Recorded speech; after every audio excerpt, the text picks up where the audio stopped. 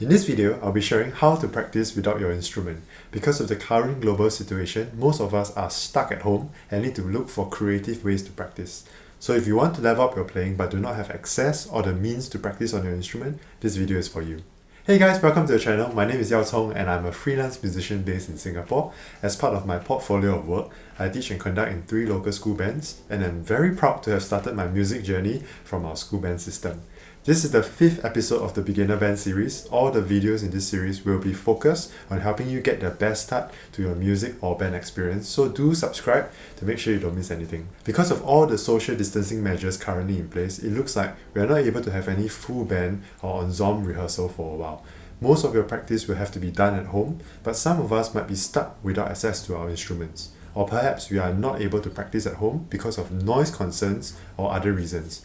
While there is no substitute to actually practicing on our instruments, here are some things we can do to help us start through this time. The first thing we can do is to practice our fingering. Brass players can probably do this on any flat surface. I find that even just doing this with my hand alone seems to work.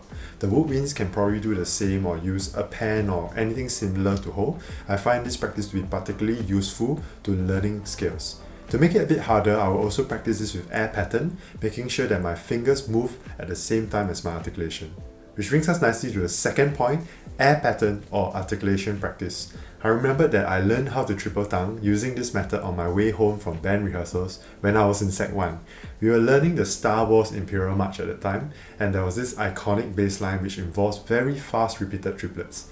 I remember my conductor Mr. Ng told me to play quavers instead, but I was very determined to play the full line.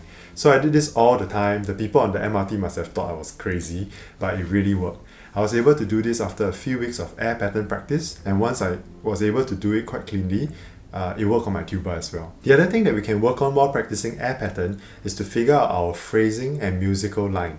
Over time, I've worked out how to match my air pattern practice with the air I need when playing the tuba. Because of this, for the majority of my phrasing and breathing decisions, I do this without my instrument and use the air pattern to decide, only confirming it on my instrument after this. This makes the whole process a lot more efficient, so do try it out. From our air pattern practice alone, we can already work on difficult rhythms, figure out if our articulation is clear and well supported with air, whether we are making good phrases, and even show dynamic contrast, all the while working on our breathing as well. Which is the third point, make sure to practice breathing exercises. Like I shared in the previous episode, do check it out if you have not seen this. I believe that breathing exercises are some of the most beneficial things we can do, and we do not even need our instruments for this. In fact, I think it's always good to start any practice session with some type of breathing exercise, so make sure to include this. If you're finding this video helpful, do remember to leave a like so that YouTube will share it with more people. Thank you! And the fourth thing is aim for brass players. If you have access to your mouthpiece, you can practice buzzing on it. If not, free buzzing is also possible but slightly more challenging. I think with buzzing it's quite similar to air pattern practice. We're able to work on all those things mentioned earlier, but also work on our pitch and intonation as well. For this, I would try to practice with either a keyboard or a tuner or phone which has pitch control. I like to play a note and then sing and buzz after. If you find this too challenging, don't worry and just focus on doing simple buzzing exercises for now to keep your side muscles working. I'll do a more in-depth video on this at a later date to explain this process. The fifth thing you can do without your instrument is to work out your music. If you have a score or a practice part with you, this is all you need. I would start with finding 3 different recordings online and listen to them.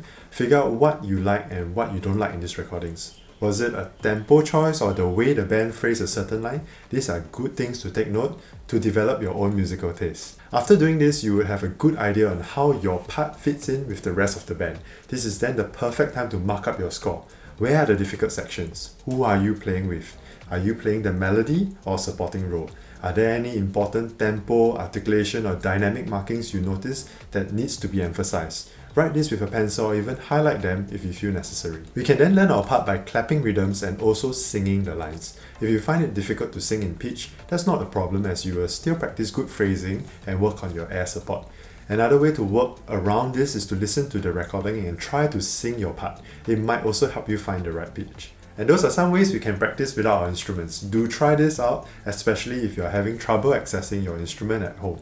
To be honest, some of these tips are actually very beneficial, and I regularly use them in my normal practice, even when I have my instrument. So what do you think? Do you have some ways you practice without your instrument too? Do share them in the comments below. Thank you for watching. If you found this video helpful, do share it with anyone you think who might benefit from it too. The next episode of the Beginner Band series is on how to use a metronome in our practice for beginners. Keep a lookout for that, and I will see you next time.